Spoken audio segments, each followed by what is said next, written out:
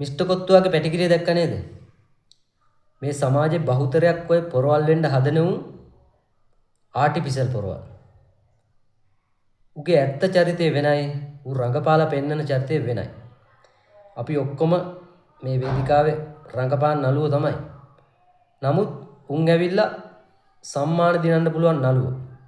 හැබැයි කවදා හරි ඇතුලේ එකයි පිට එකයි චරිත දෙකක් රංගපාන උන්ට සැබෑ චරිතය රංගපාන්න සිද්ධ වෙනවා දිනයක. ඉතින් මිස්ටර් කොත්තුවාටත් දැන් වෙන්නේ අර අශේන් මල්ලිගේ විකට වෙච්ච දේ තමයි. ඉතින් අපිට ගන්න තියෙන ආදර්ශය අපිට වැඩන්නේ මිස්ටර් කොත්තුවාට මොනවා වුණත් අපි දැක්කා වීඩියෝස් කරනවා එතන ගිහිල්ලා ඒ කොල්ලන්ට වැඩ කරන කොල්ලන්ට පඩි වැඩි කරනවා වැඩ හොඳයි සේල් හොඳයි කියලා වීඩියෝ කරලා දාලා තමන්ගේ නම ප්‍රසිද්ධ කරගන්න බොරු රංගපෑම් කළා. ඉතින් ඒ අසරණ කොල්ලෝ ඇවිල්ලා ඌ වෙනුවෙන් කඹරන්න ඇති. ඒ කොල්ලොන්ට කියන්න තියෙන්නේ ඔබගේ ජීවිතේ ඔබ තනියම ගොඩනගා ගනින්.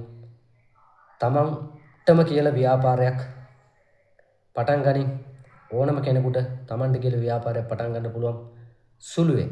මේ වගේ මිස්ටර් කොත්තු වගේ ෂණික සෝඩා බෝතලේ වගේ චරිත වෙන්න එපා.